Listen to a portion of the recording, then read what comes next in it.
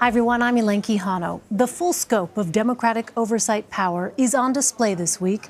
It is not just Michael Cohen, election interference, and the president's tax returns that are under scrutiny.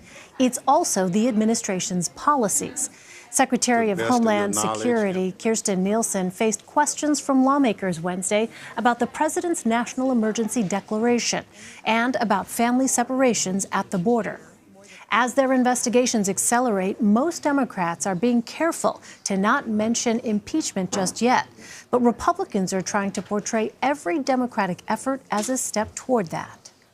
This is all about setting up the stage for impeachment proceedings. That's pretty clear. I think what the Democrats are worried about now is that after all of the hysteria over the alleged collusion, that they're worried the Mueller report will come up with basically nothing against the president as regards collusion. So that's why I think they're launching this full frontal assault, which, as I said, is a prelude to impeachment and will make sure that we can't get anything else done. Some of my Democratic friends, not all of them, I'm not saying they're all in bad faith, but some of my Democratic friends think they're not going to get what they want out of Mr. Mueller in terms of destroying the Trump presidency, so they're going to go at it from another angle. Is this any different from oversight from Republicans on President Obama? You're investigating government actions in splendor and fast and furious. This is just trying to destroy him and his family. And the White House reportedly has its own approach to handling Democratic oversight. In a new piece for Politico, Anita Kumar writes, President Donald Trump's strategy on congressional investigations has amounted to a two-pronged strategy: dodge requests and attack, attack, attack. Let's bring in Caitlin Huey-Burns and Anita Kumar.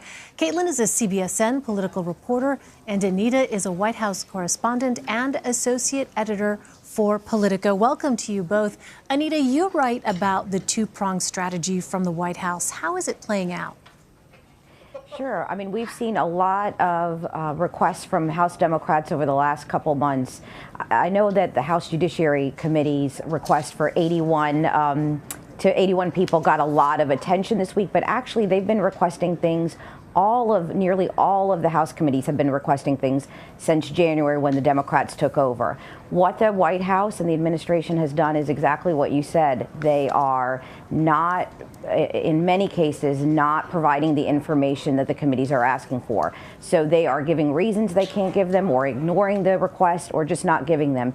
And then just in the last week or so, you've seen a lot of rhetoric from the president, from the Press Secretary Sarah Sanders, from the RNC, everybody sort of saying on the Republican side that this is the new witch hunt, as the president said, instead of the Russia collusion investigation, that the Democrats couldn't do anything on that, so they're turning this way. Well, Anita, let's take a step back here. What is the process for Congress to seek documents or testimony from the administration? So Democrats have the authority now to subpoena, but what they're doing first is they're asking White House officials and cabinet secretaries to come to the committees to testify. It's a normal process. Democrats, Republicans, whoever is in charge of the House and Senate, they do this all the time for a variety of issues. They're also requesting that the White House and the federal agencies turn over documents. Both of those things are pretty normal. The White House and the agencies are turning over some things, but they're not turning over others. We have learned from Capitol Hill that there have been 30 times that the White House and the agencies have not turned over documents or have delayed turning those over. And there have been 6 times that officials haven't come to testify. So they're allowed to do that. So the next step after that is the committees have the authority, since they are in the majority, to subpoena and to say, you must give us these documents and you must come to testify. If the White House and the agencies don't do that, Congress or the House can hold them in contempt. So that means they vote that someone's in contempt, and then the situation would probably escalate and go to a court to decide. It's very rare for that to happen. If you remember, during Obama's term, probably the one and only instance of this happening that got a lot of attention was when Eric Holder, the Attorney General, was held in contempt. It's very rare. Well, and Anita, you say that President Trump's allies want a prolonged fight with House members over their requests. Why? They think this is good politically for him, that if he, can show, just like he's been saying for the past couple of years about the Russia investigation, he can say Democrats are overreaching, they've just gone too far, and they aren't doing anything on Capitol Hill, they're not legislating, they're just trying to attack him, and he thinks that, they think that that can work politically for him. Obviously, he's running for re-election, and this is going to be something that he's going to be talking about on the campaign trail. And Caitlin, what kind of ammunition do House Democrats have for a prolonged battle with the White House? Well, the leaders of these various committees have a difficult task ahead of them, which is kind of balancing this appetite among the base of the party, and we especially saw this throughout the midterm elections, that really wants oversight of this president, scrutiny of this president, not only on this administration, but also on his business dealings and on his candidacy, balancing that with the more practical, pragmatic approach that the various chairs of the committee have been advocating for, because they are very conscious of what Anita was laying out, this prospect of overreach and the impact that can have on the party, this idea that it could backfire against them. We've seen that in politics before. We're also at the start of a 2020 presidential campaign where Democrats are arguing that the president should be, a decision about him should be rendered at the ballot box. So they really are kind of conscious of this balancing act that they have to do, but it will prove to be increasingly difficult the more information they are getting out of these witnesses, the more people they are bringing forth, and the more news that's being created from these meetings. And Caitlin, Democratic leadership is being careful to describe all of this as oversight and not impeachment, but not all Democrats appear to be on the same page. Here's freshman Congresswoman Rashida Tlaib of Michigan Wednesday morning. If we don't hold impeachment proceedings today, start them today and hold him accountable to following the United States Constitution, think about that. This is not going to be the last CEO that runs for president of the United States. This is not going to be the last person that tries to get away with this. I think there's a sense of urgency from so many of my residents and so many of these incredible advocates that many really this last election was a calling. I mean, we saw record turnout in an election year where people wanted to elect the jury that would begin the impeachment proceedings to Donald Trump. So, Caitlin, how do remarks like that complicate things for Democrats? Well, it does complicate the message because you have Rashida Tlaib, who obviously earlier this year garnered a lot of controversy and headlines for using expletives to talk about the president and impeaching him, which is not the message coming out from House leadership on the Democratic side. The leadership approach is to put this, to kind of balance this with a broader agenda that they are trying to push forth this week, H.R. 1, which talks about various ways the Democratic Party wants to govern on a variety of different issues, focusing on accountability, and oversight is a key pillar of that. That's the approach that they want to go. But what the Congresswoman is talking about is this feeling among portions of the base that really wants action now. You also, though, have Democrats saying, look, we need to let this process play out. We need to gather more information. We need to let the Mueller investigation arrive at its logical conclusion and ensure that that happens. So you have this balancing act, and Republicans certainly are going to seize, if not already, on the Congresswoman's comments, because this is something that does galvanize the Republican base. We saw the president talk about this throughout the midterm elections, using the specter of impeachment as a way to kind of inspire his base to get out and vote. Anita, you spoke with Neil Eggleston, former Obama White House counsel, and you write this, quote, Eggleston said the House committee's meticulous detailing of the administration's failure to respond helps set up the groundwork for them to issue subpoenas. What did he mean there?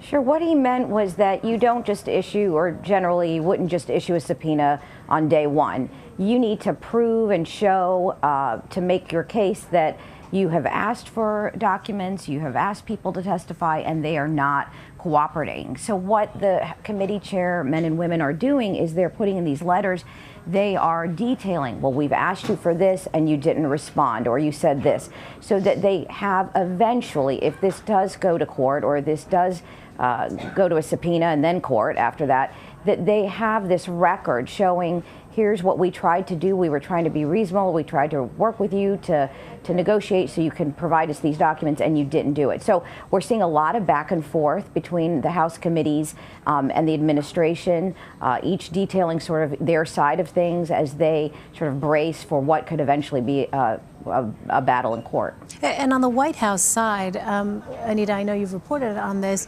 How is the White House trying to develop legal arguments against document requests from the House Judiciary Committee? What do those look like? Well, so far, there's only been some that the House committee set deadlines, and the administration is supposed to respond by those deadlines. A lot of the deadlines actually haven't passed yet. But for some of them, they have said, well, you're overreaching. You're asking for documents that have nothing to do with your legislative authority. That's something they've said, or they'll say that it is about, something, they could say it's about something that the president's working on. Remember, the president has a couple different things that he can say. He can invoke executive privilege, which basically says he's the president, he's trying to do his job, and he can withhold certain communications from Congress because it would impact that.